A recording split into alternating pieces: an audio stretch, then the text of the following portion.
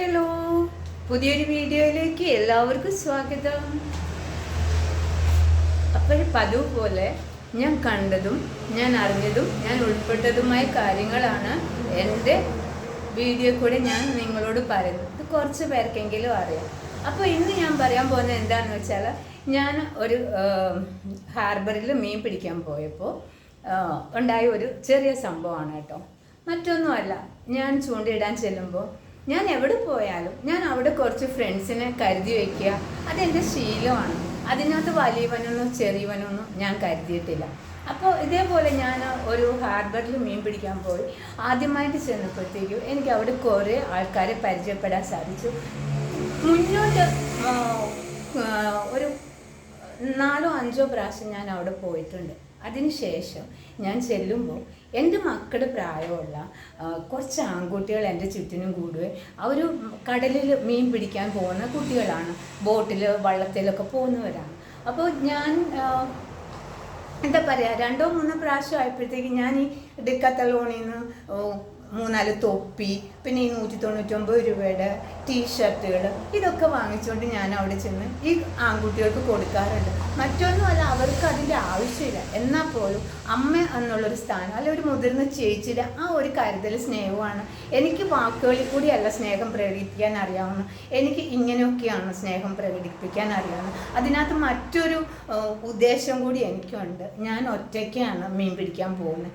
അപ്പോൾ എനിക്ക് അങ്ങനെ ആരെങ്കിലുമൊക്കെ അവിടെ ഉണ്ടെങ്കിൽ, എനിക്കൊരു അപകടം നടന്നാൽ എന്നെ സപ്പോർട്ട് ചെയ്യാൻ, എന്നെ ഒന്ന് രക്ഷിക്കാൻ ഈ കുട്ടികളെ ഉണ്ടാവുകയുള്ളൂ, അല്ലെ ഈ മുതിർന്ന ആൾക്കാരെ ഉണ്ടാവുകയുള്ളൂ എന്ന് എനിക്ക് നല്ല ഉറപ്പാണ്. ആ ഒരു പ്രതീക്ഷയാണ് ഞാൻ ഈ കാര്യങ്ങളും കൂടി ചെയ്തു വെക്കുന്നത്. സത്യമാണ്. അതിനകത്തൊരു ബിസിനസ് ട്രിക്കല്ല ഞാൻ കാണുന്നത്. ഞാൻ ബിസിനസ് ചെയ്യാൻ വേണ്ടിയല്ല, എൻ്റെ ഹാപ്പിനെസ് കണ്ടെത്താൻ വേണ്ടിയാണ്, എൻ്റെ സന്തോഷത്തിനാണ് ഞാൻ മീൻ പിടിക്കാൻ പോകുന്നത്.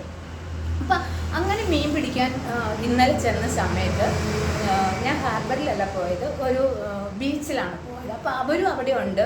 അങ്ങനെ ഞാൻ മീൻ പിടിക്കുമ്പോൾ ആദ്യം ചെയ്യുന്നത് എന്താണെന്ന് വെച്ചാൽ, ആദ്യം കിട്ടുന്ന മീനുകൾ അവിടെ ഒരുപാട് കല്ലിൻ്റെ ഇടയിലൊക്കെ പൂച്ചകളിരിക്കും. അവർ ഈ തിരയടിച്ച് വരുമ്പോൾ ചെറിയ ഞണ്ടുകൾ, ചെറിയ മീനുകളൊക്കെ വന്നാൽ അതിനെ പിടിച്ച് ഭക്ഷിക്കാനാണ് അതുങ്ങൾ അവിടെ കാത്തിരിക്കുന്നത്. പിന്നെ എന്നെ പോലെ ഒരുപാട് ആൺകുട്ടികൾ അവിടെ മീൻ പിടിക്കാൻ വേണ്ടി വരുന്നുണ്ട്. അപ്പോൾ അവരും ഈ ചെയ്യുന്നത് 1-2 മീനൊക്കെ ഇതുങ്ങൾക്ക് ഇട്ട് കൊടുക്കും പോകാൻ നേരത്ത്. പക്ഷെ ഞാൻ ചെയ്യുന്നത്, കിട്ടിയാൽ ആദ്യം ഈ പൂച്ചകൾക്കും നായ്ക്കുട്ടികൾക്കും അത് കണക്കാன പരുന്തുകൾ, അത് കാക്കകൾ ഒക്കെ വന്നിരിക്കാറുണ്ട്. അപ്പോൾ ഞാൻ ഈ കിട്ടുന്നത് എല്ലാവർക്കും, ഇതുങ്ങൾക്ക് എല്ലാവർക്കും ഇട്ട് കൊടുക്കുകയാണ് പതിവ്. അതിന് ശേഷമാണ് ഞാൻ എന്തെങ്കിലും കിട്ടിയാൽ കൊണ്ടുപോരുന്നത്. അതിനും വേറൊരു ഉദ്ദേശമുണ്ട് നമ്മൾ ഈ മീൻ പിടിക്കുന്നതിന്. അങ്ങനെ ഇന്നലെ മീൻ പിടിച്ചുകൊണ്ടിരിക്കുമ്പോഴത്തേക്ക് അവിടെ കാറിലൊരു ഫാമിലി വന്നിട്ടുണ്ടായിരുന്നു. ഒരു 2 സ്ത്രീകൾ, കുട്ടികൾ, ഒരു 3-4 ആണുങ്ങൾ, അവരൊക്കെ വന്നു. ആ ആണുങ്ങളുടെ കയ്യിലെല്ലാം ചൂണ്ടയുണ്ട്. അവർ മീൻ തീറ്റ ഇട്ടു. അവർ മീൻ പിടിക്കാനിരിക്കുകയാണ്. എന്താണെന്ന് അറിയത്തില്ല, എവിടെ പോയാലും ദൈവത്തിൻ്റെ അനുഗ്രഹം കൊണ്ട് എനിക്ക് മീൻ കിട്ടാറുണ്ട്. അങ്ങനെ ഞാൻ മീൻ പിടിച്ച് ഇതുങ്ങൾക്കൊക്കെ കൊടുത്തു. ഇവർ കണ്ടുകൊണ്ടിരിക്കുകയാണ്. ഇവർക്ക് അസ്വസ്ഥത കൂടുകയാണ്. സ്ത്രീകളടക്കം പറയുകയാണ്, എന്തും ആയിക്കോട്ടെ, ഞാൻ അതൊന്നും മൈൻഡ് ചെയ്യുന്നില്ല. ഞാൻ ചിരിച്ചുകൊണ്ടാണ് ഇരിക്കുന്നത്. കാരണം എൻ്റെ കൂടെ ആര് മീൻ പിടിക്കാനിരുന്നാലും ഞാൻ പിടിച്ചു കഴിയുമ്പോൾ കിട്ടാത്തതാർക്കോ അവർക്ക് ആ മീൻ ഷെയർ ചെയ്ത് കൊടുത്തിട്ട് ഞാൻ പോരുവാണ് പതിവ്. അങ്ങനെ അല്ലാത്തത് മാത്രമാണ് ഞാൻ തിരിച്ചു കൊണ്ടുപോകുന്നത്. അങ്ങനെ ആവശ്യമില്ലാത്തവർക്ക് മാത്രമാണ് കൊടുക്കാതെ ഞാൻ കൊണ്ടുപോരുന്നത്. അങ്ങനെ ഇരിക്കുമ്പോഴത്തേക്ക് അതിൽ മുതിർന്ന ഒരാൾ, അയാൾ ചോദിക്കുകയാണ്, നിങ്ങൾ എന്തായി കാണിക്കുന്നതെന്ന് ചോദിക്കുകയാണ്. അപ്പോൾ ഞാൻ ചോദിച്ചു എന്താണെന്ന് ചോദിച്ചു. അപ്പോൾ അയാളൊന്നും മിണ്ടിയില്ല. അതിനുശേഷം എനിക്ക് മീൻ കിട്ടുന്നതെല്ലാം നമ്മൾ ഐസ് ബോക്സിലിട്ട് വെക്കുകയാണ്. ഇതുങ്ങൾക്കൊക്കെ കൊടുത്തതിൻ്റെ ബാക്കി, കാക്കയ്ക്കും പൂച്ചയ്ക്കും കൊടുത്തതിൻ്റെ ബാക്കി ഇങ്ങനെ ഞാൻ ഐസ് ബോക്സിലിട്ട് വെക്കുകയാണ്.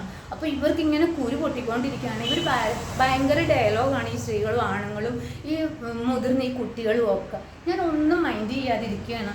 ലാസ്റ്റ് അതിലുള്ള ആ മുതിർന്ന ആൾ വന്നിട്ട് എന്നോട് പറയണം, നിൻ്റെ തലയ്ക്കൊട്ട് ഞാൻ ഒരെണ്ണം തരും. ഞങ്ങളിവിടെ ഇരിക്കുമ്പോൾ നീ കിട്ടുന്നതൊക്കെ ഈ വരുന്നതിനും പോകുന്നതിനും കാക്കയ്ക്കും കുട്ടിക്കും കൊടുക്കാൻ നീ ആരാണ്?